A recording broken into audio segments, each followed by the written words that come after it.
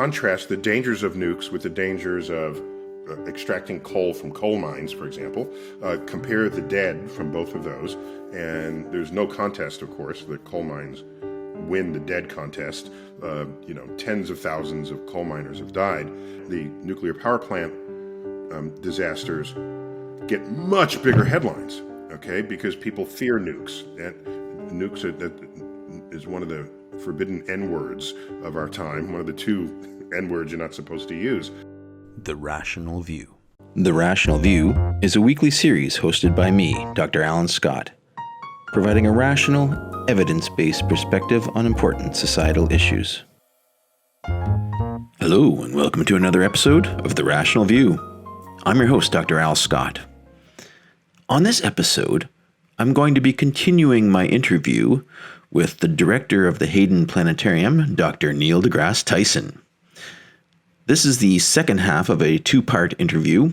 If you're new to the show, I suggest you go back and listen to last week's episode where part one of the interview is presented.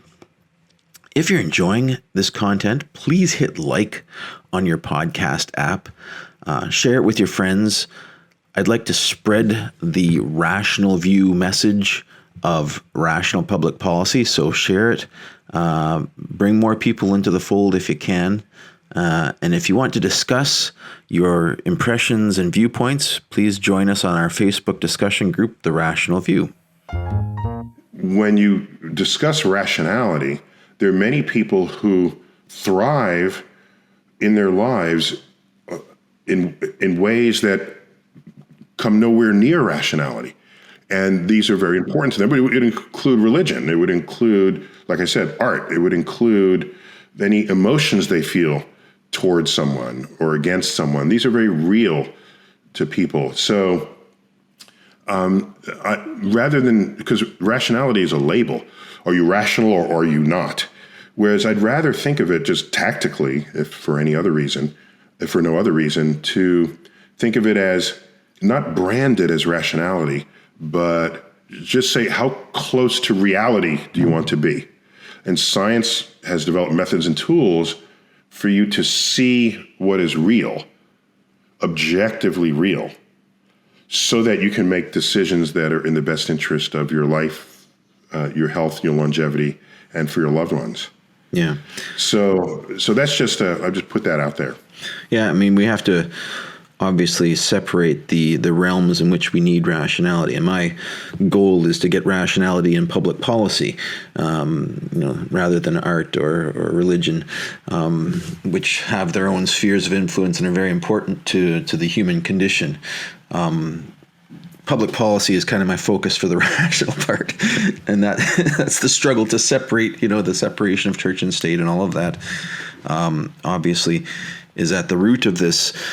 Getting back to climate change, I think some of the extreme weather events that we're seeing now are maybe helping to break society out of immobilization, and maybe we're turning a corner on denialism. I'm not sure. There seems to be a groundswell of recognition of the issue, and maybe we're past the knee on climate change denial, and now we need to turn our attention to solutions.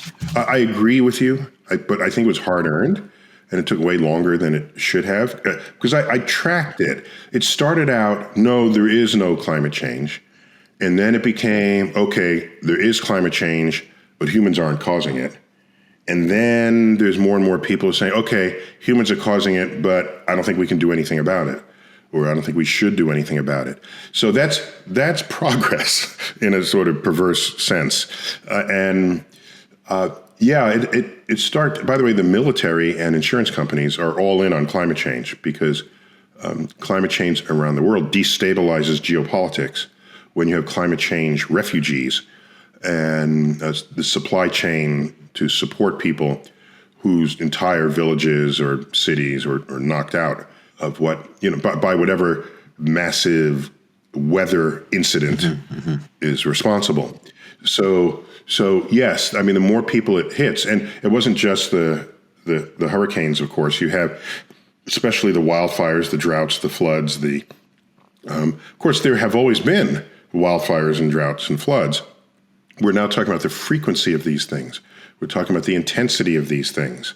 And You have a once in a century flood happening twice in a decade. So that ought to wake you up. Yeah, exactly. To what's going on. I think maybe it is. Now we have to kind of turn our attention to how are we going to solve this pickle that we're in. How are we doing? How do you think the world's doing on that? You want me to give it a grade? Do you want me to? I'm reminded. I saw a comic. This was really funny. It came out maybe 5 years ago. There's a climate scientist giving a talk. And the climate change scientist is talking about sort of improving the world, reducing the carbon footprint, and it also reduces pollution and other things, and all the ways you can just make a greener world. And someone raises their hand, gets up and says, "What if you're wrong? What if what if there is no climate change and we make a better world for nothing?"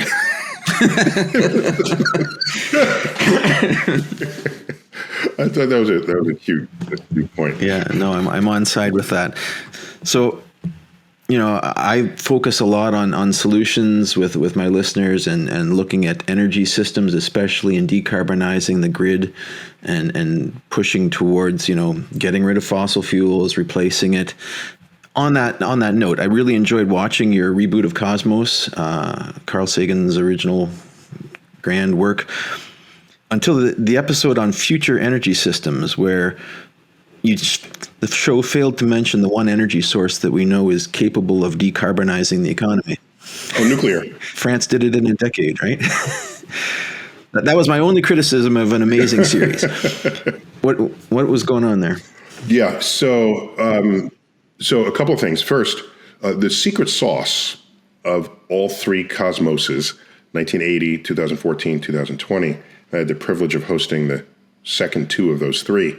The secret sauce there is Ann Druyan, who is the widow of Carl Sagan. And I think she was mostly in his shadow when he was sort of at his prime. They had a couple of books published together, but people were only thinking of Carl Sagan and without wondering what could be her influence on his writings or his outlooks. It's Ann Druyan that her influence on the scripting, on the scenes, on the storytelling, is what allows you to watch Cosmos and never at any point think to yourself, I'm watching a documentary.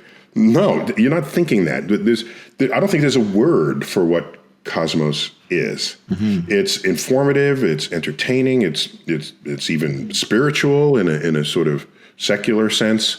It's uplifting. It has all these factors that you don't normally find in a sort of documentary. Part of it is, we probably could have talked about nukes. I think to do so, we'd have to then talk about, because you can't just say something unless you do it properly. And we'd have to contrast the dangers of nukes with the dangers of extracting coal from coal mines, for example, compare the dead from both of those. And there's no contest, of course. The coal mines win the dead contest. Tens of thousands of coal miners have died. But of course, the power plant, the nuclear power plant disasters get much bigger headlines. Yes. Okay, because people fear nukes. And nukes is one of the forbidden N-words of our time, one of the two N-words you're not supposed to use. So rather than introduce it, then talk about the fact that they're safer today than they were in Chernobyl. And they're safe, that it was too much. So we said, let's just leapfrog even that and then go into a distant future where you don't even need nukes, because more sunlight hits Earth's surface than all of civilization uses or will ever use. And so it was an excuse to think very forward about this challenge, rather than retread something that has improved over the decades, but would still have risk. And most recently, of course, is the Fukushima disaster that I don't know.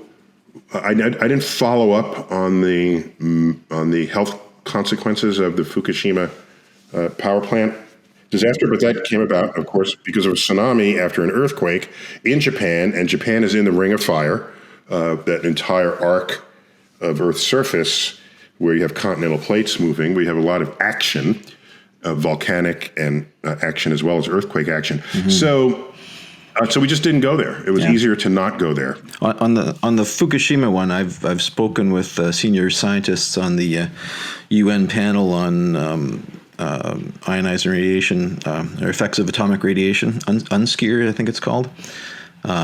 Jerry Thomas from the UK, especially, who runs the Chernobyl Tissue Bank and does childhood leukemia and that sort of thing. And I've talked with them, and they've said basically that the amount of radiation that came out of Fukushima is unlikely to harm anyone.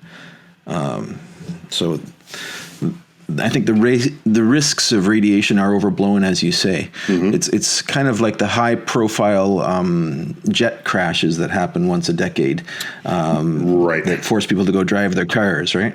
Right. But there's another side of this which complicates the calculation or the interpreting what's happening. So a coal mine collapse kills just the coal miners. It doesn't kill their families or anyone else in the town. So it's a very local thing. A plane crash can kill people on the ground. Most of the time it doesn't, but it can. And of course you're not in control of that. Whereas in a car, you believe you're in control of all parameters. So that if there's an accident, you think I'm a good driver, I can swerve out of it. In an airplane's going down, there's nothing you can do. You're just sitting there waiting the moments for you to die. With a nuclear power plant exposure, since we're still speak of the contraction of cancer probabilistically, right? There's the number of people who would get cancer without it in a zone, and then all you can do is say, what is the increase in that risk that the nuclear disaster will bring? Is it 15% increase on the already low risk? Well, people hear the 15%, they say, oh my gosh, there's a 15% when it was previously zero. No, it's 15% on this other low risk that you would otherwise get it. So here's what happens. So it spreads out, and as it spreads out, the intensity of the ionizing radiation, or the particles that are responsible for the ionizing radiation, that intensity drops, okay? If it stays sort of two-dimensional, it drops as the square of the distance from the release point. And so, but the area grows as the square of the distance to the release point. So the total number of people exposed goes up as the intensity of the radiation drops. And so what you end up getting is these two effects kind of cancel each other.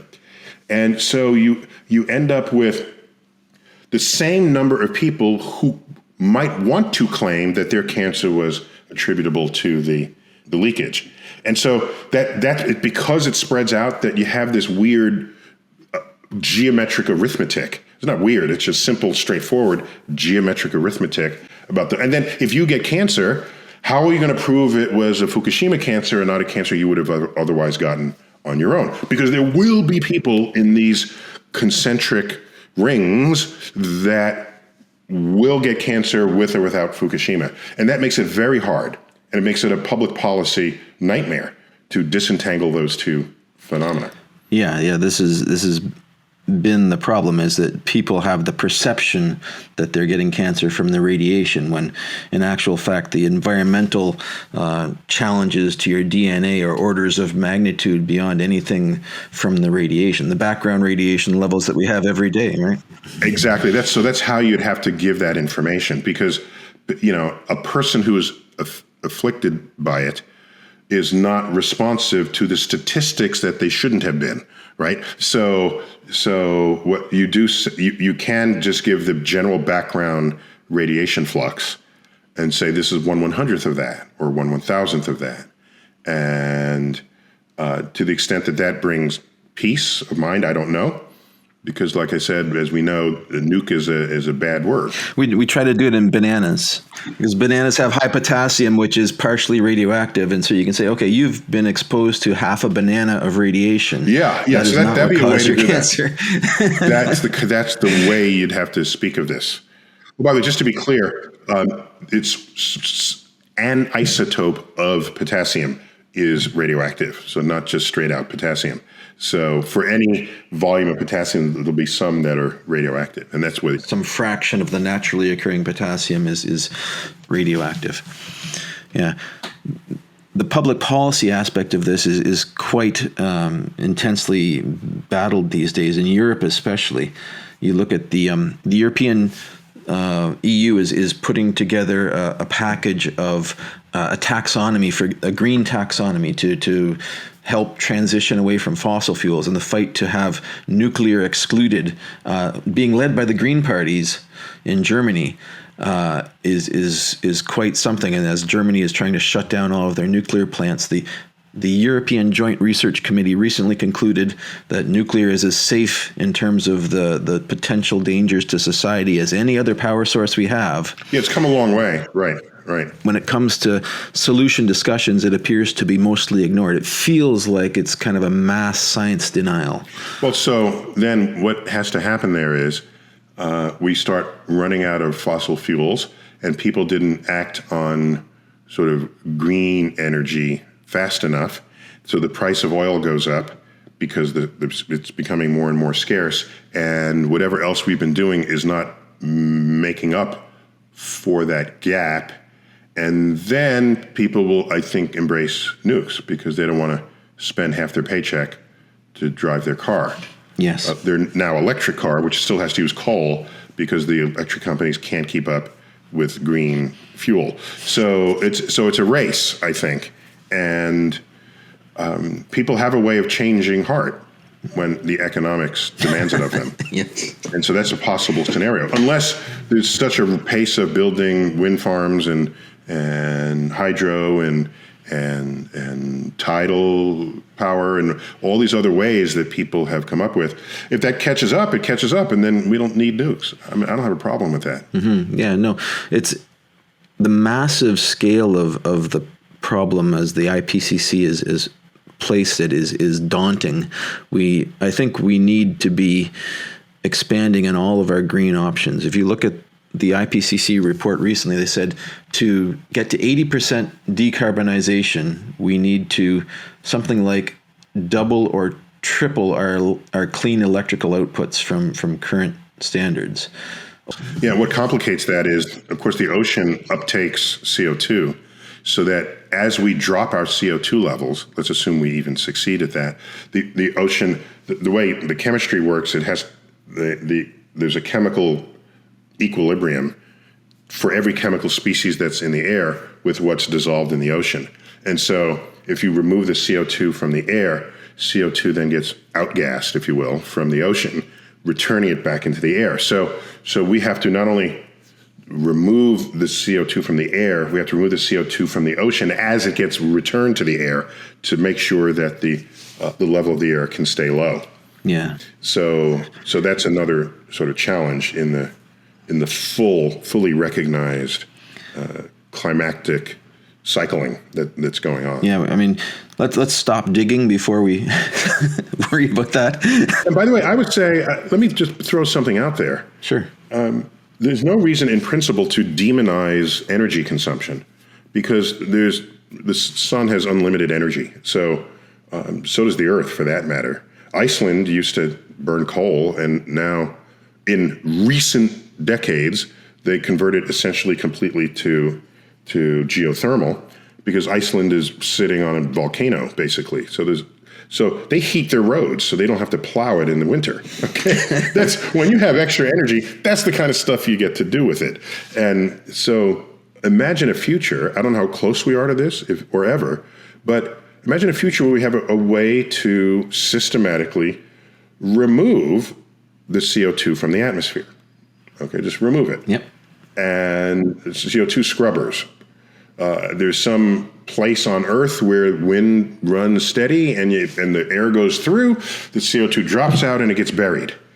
If you can do that, then we control it's a geoengineering project where you control the CO2. You can tune it to whatever level you want, and it won't matter how much buried fossil fuels you burn. It just simply won't matter. And this is unthinkable to people. And so the only restriction there is one day we're going to run out of the fossil fuels. Okay, and so yeah, you still want to be ready for that day, regardless, even if it had nothing to do with climate change. I think right now the state of the art for removing CO2 from the air takes about 90% of the energy that you would have got from burning the fossil fuel at the start. So it's so what you do is you get that energy from the sun. You use sunlight to remove the CO2 from the air. That's how you do that, because that's free. Energy it takes energy to build solar panels, and then that has a carbon footprint. But you only build it once, right? Yes. Every 20 years. You build years. it once, and then you use it for its usable life. Yeah, it's not a continuously draining source of energy for you. Yeah, it takes energy to build an electric car. I feel like renewable is a false title, because every power source requires investment in the material to harvest, and every harvesting infrastructure has a lifetime. So, renewable, yes, the source is renewable, but effectively the amount of nuclear material in the world is also renewable on that basis, and that you have enough to last for billions of years.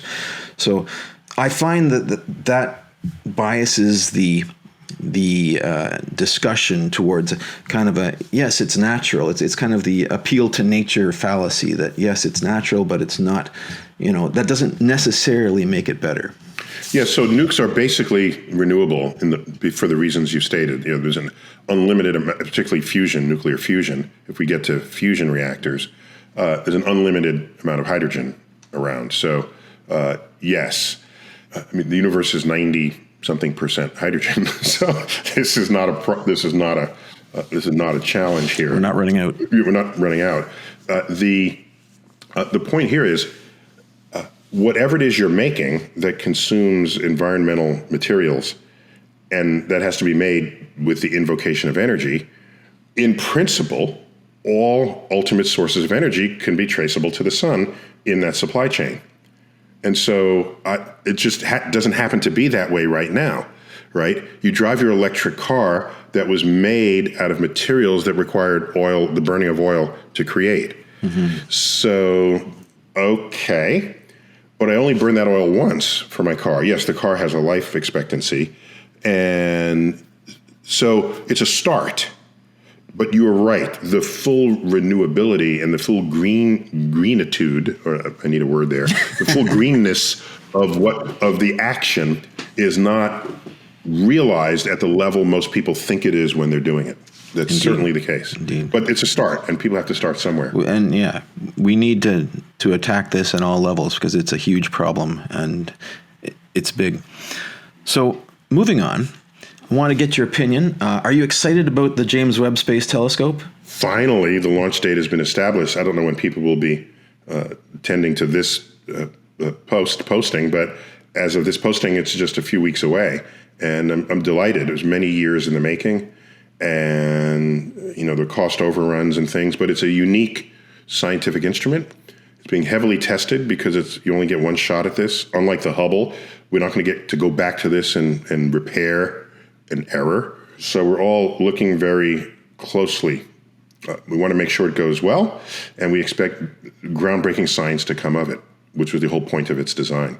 It's going to see the formation of galaxies in the early universe, yes, as well as dig deep into gas clouds that are nearby and get unprecedented resolution in the formation of planets and star systems in general. Wow.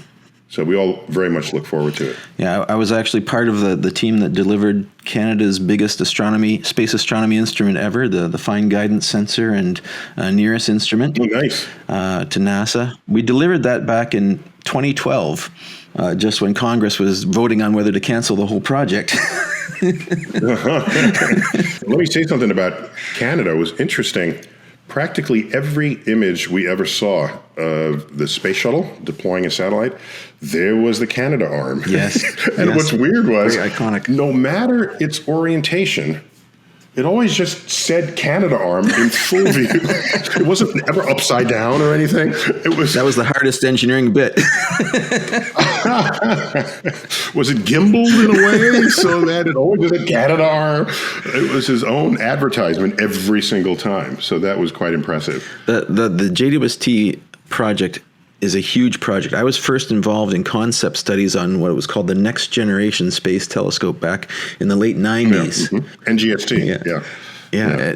It's 20 years journey for people, entire careers developing instrumentation for this and testing it, and people and the public see billions of dollars spent on space astronomy and say, why aren't you spending this money on solving world hunger? You should be doing this. Yeah, the money isn't just tossed into space, right? This money does go to salaries of highly qualified people here on the ground that pay taxes. How do you respond to people who suggest that spending big money on astronomy is wasted? Well, so when people cite hunger and poverty and other challenges of the world, my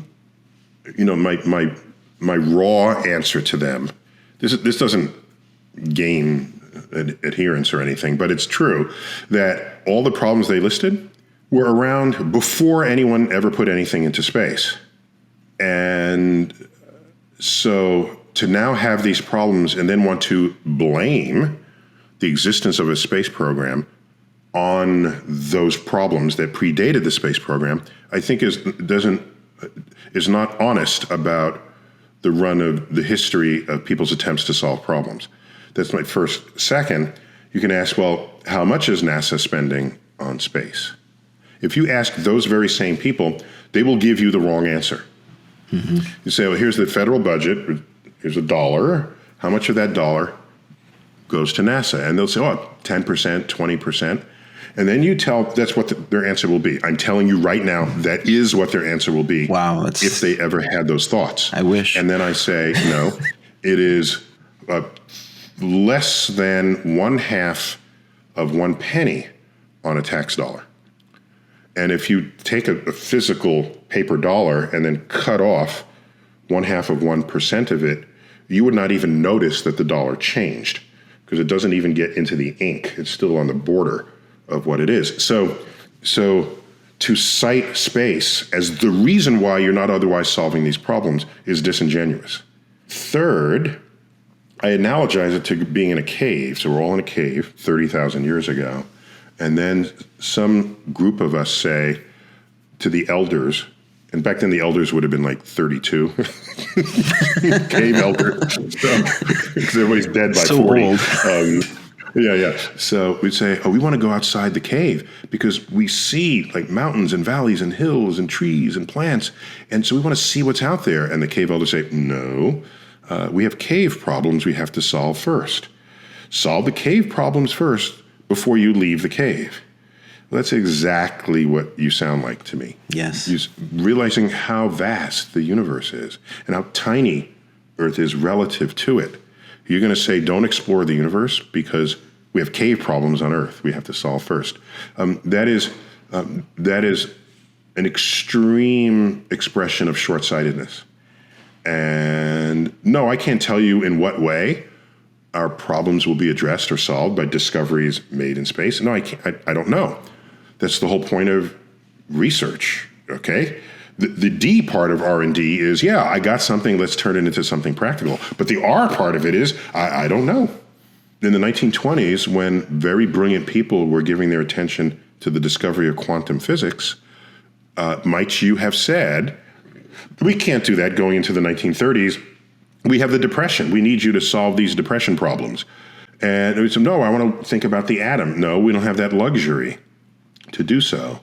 And quantum physics is now the foundation of all modern information technology because there is no creation, storage, and retrieval of information without exploiting the tenets of quantum physics. Yeah, that would take several decades, 30, 40, 50 years to fully exploit. But that was a frontier of discovery that no one had any idea how it would ever apply to our civilization. And now we couldn't have civilization without it. Yeah. So, no, that in that case wasn't space. We didn't know how to get to space yet, but it represented a frontier that any socially conscious person might have questioned in the day. because it involved very smart people and a lot of money. That's a great perspective. So no, that takes longer than an elevator pitch to communicate, but it's all true. And I want to believe that people will take it, reflect on it, and come back with a different answer. Indeed. So it looks like we're getting towards the end of our time slot here, and I'm really excited to have had you on The Rational View.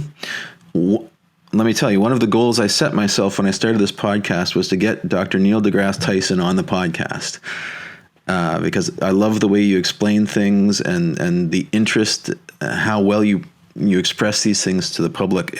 So thank you so much for that. Well, I'm happy to serve, and it's often just an aside here. I get requests to be on podcasts all the time, and the urge of many podcasters is to try to give me the list of famous people who've been on their podcast. And what they don't know is that I really don't give a shit. I don't care who else you've had on. Is your heart in the right place? Is your mission statement and you're trying to make a better world? Then I'm there for you. So now there are a lot of podcasts in the world. I think it's passing 1 million right now, regularly produced podcasts. So now I don't have time to be on all of them.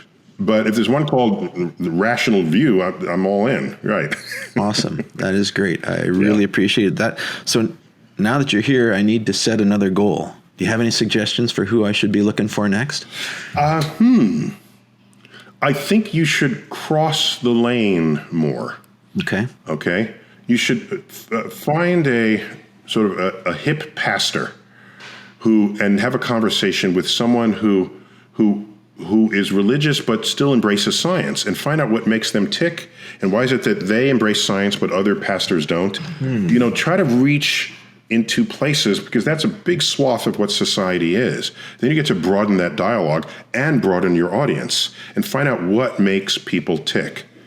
And there's some very high profile people in that lane, but it wouldn't matter. You want people who have views that are at least well thought out. I don't have an exact list for you, but I'll just give an example. The head of the National Institutes of Health in the United States, Francis Collins, is a PhD biologist, biochemist, and he's a devout Christian. And so Christians like claiming him, see, you can do great science and still believe in Jesus.